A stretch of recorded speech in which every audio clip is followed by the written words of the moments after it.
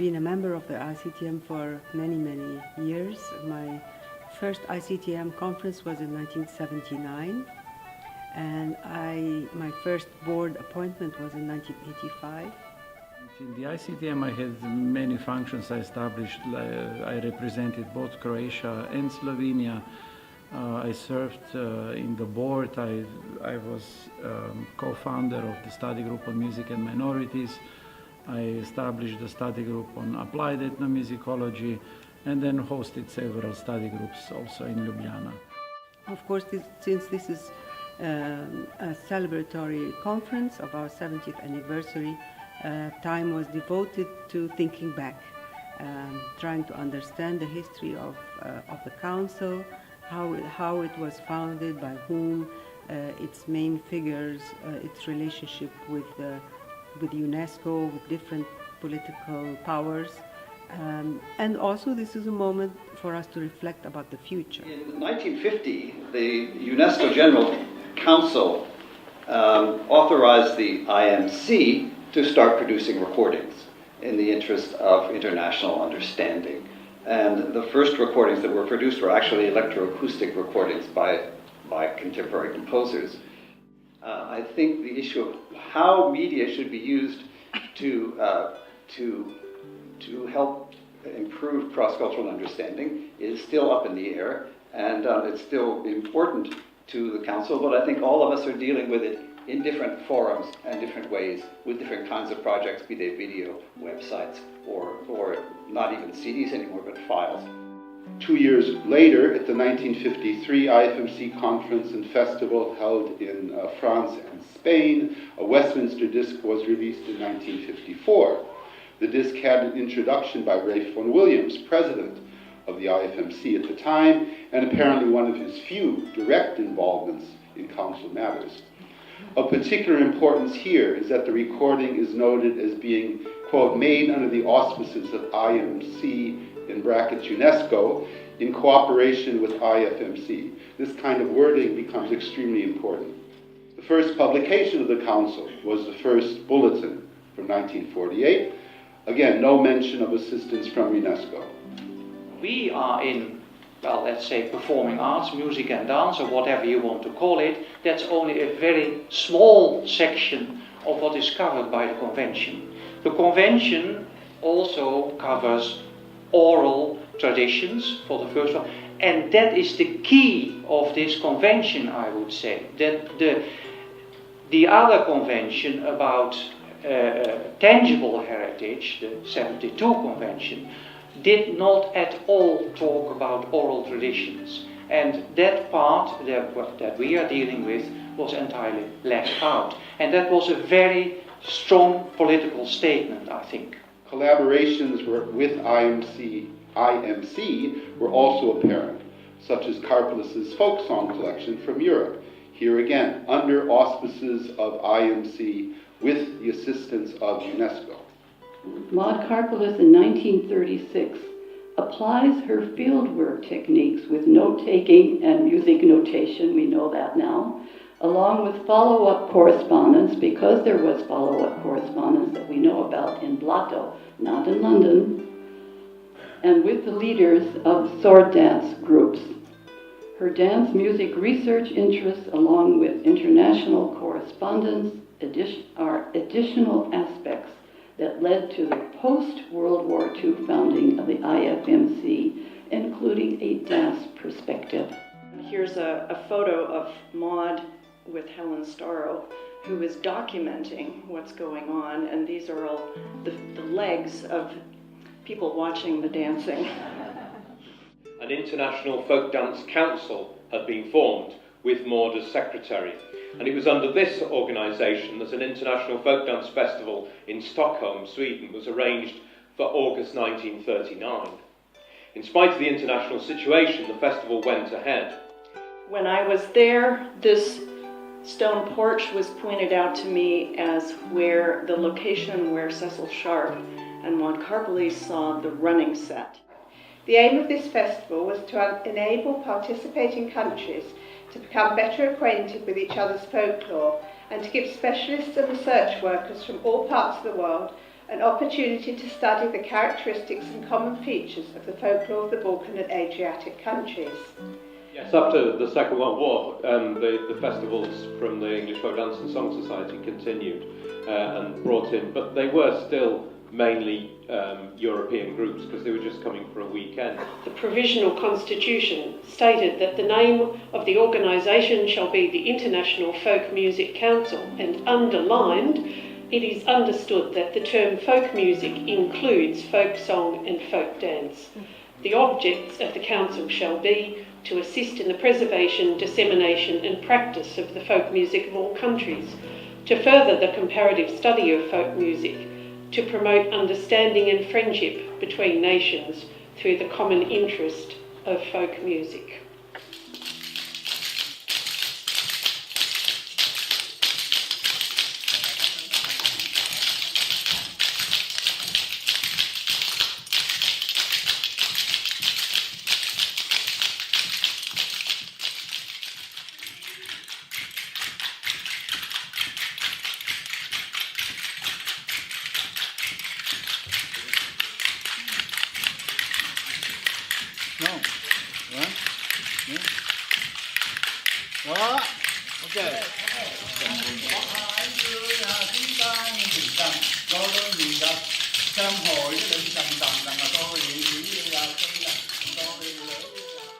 I would like to point out to also my personal relationship with the University of Limerick.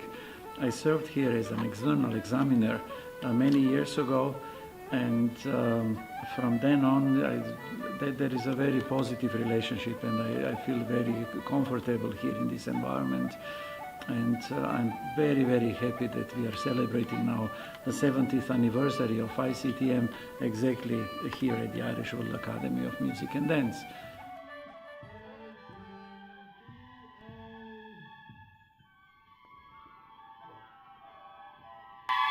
So you've all learned the first part of the reel there. Well done. You're all now officially Irish.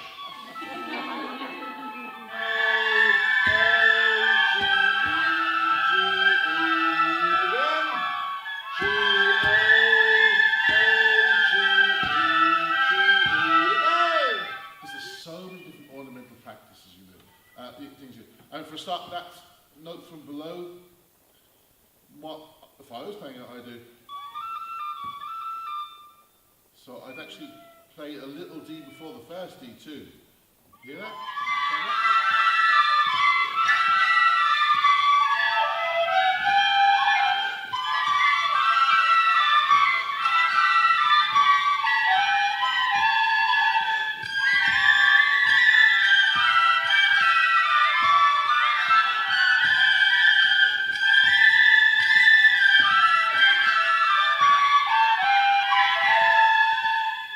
Well done.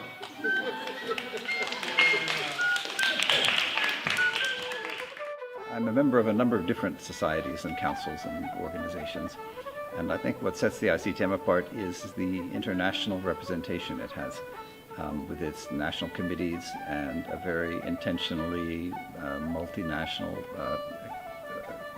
executive board, and its attempt to meet in countries in different parts of the world that allowed people who can't get to one place to get to another meeting.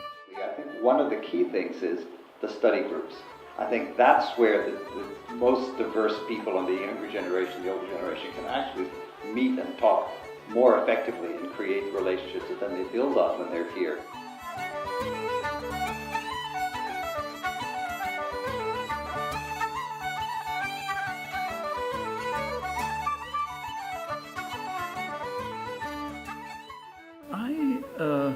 I cherish this organization from the first meeting, and I think that the world needs such a society which is very internationally oriented, which brings people together, which goes over the borders and any political, economic, social and other boundaries. And this is what ICTM does.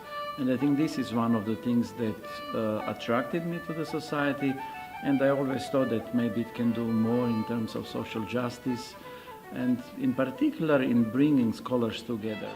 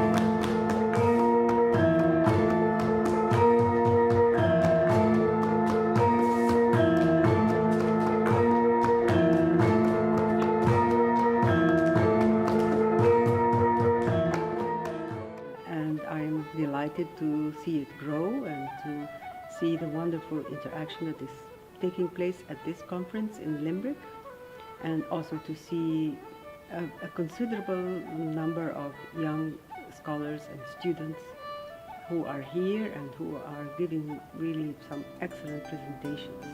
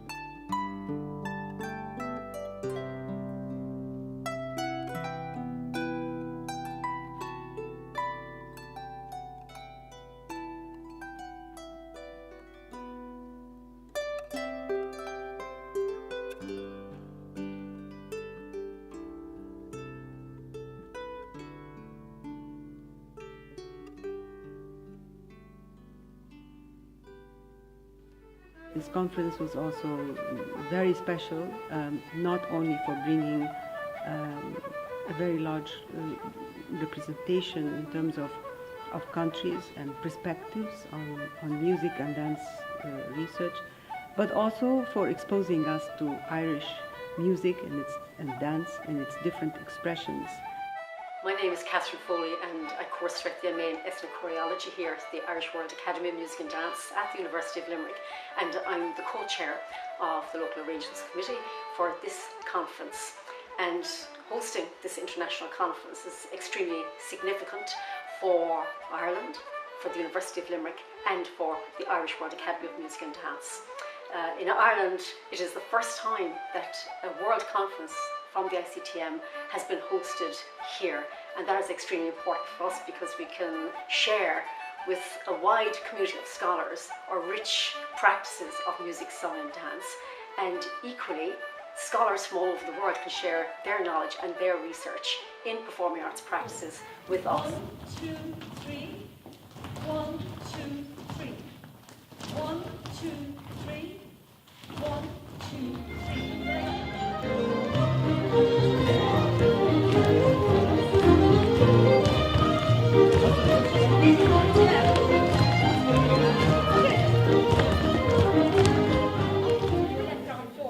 What you're doing with your leg is, it's put your weight onto the inside leg. And this is what you're doing. You're going down and left. Down, down, down. So coming back, back, 2, 3, 4, 5, 6, 7. Keep that left leg in front, okay? Keep counting to 7. You ready? So 3. Girls, 3, 4, 5, 6, 7. 1, 2, 3. 1, 2, 3. 1, 2, 3. 4, 5, 6, 7. 1, 2, 3. 1, 2, 3. 1, 2, 3. For the Irish World Academy of Music and Dance, it's very significant. We have diverse programs, academic-based, practice-based, in music, song and dance. And they include specializations in Irish, world and Western theatrical practices. And the programs in ethnomusicology and ethnochoreology are particularly inclusive in that they allow for the study of any music, song or dance practice in anywhere in the world. And this inclusivity resonates very much with the ethos of the ICTM.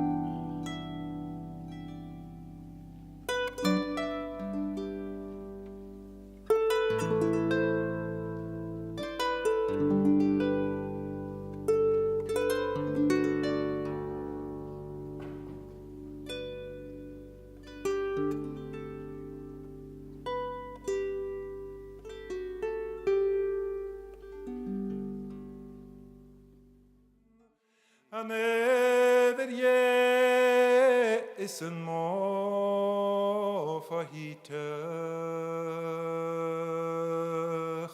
zijn tischel gademig via levdinen.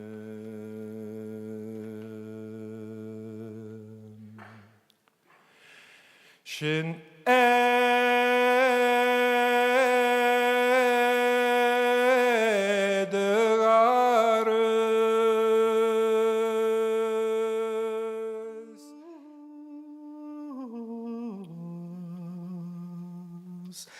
Paloma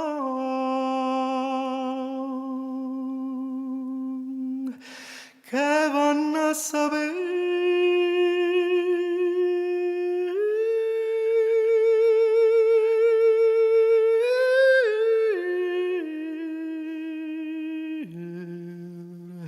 de amores.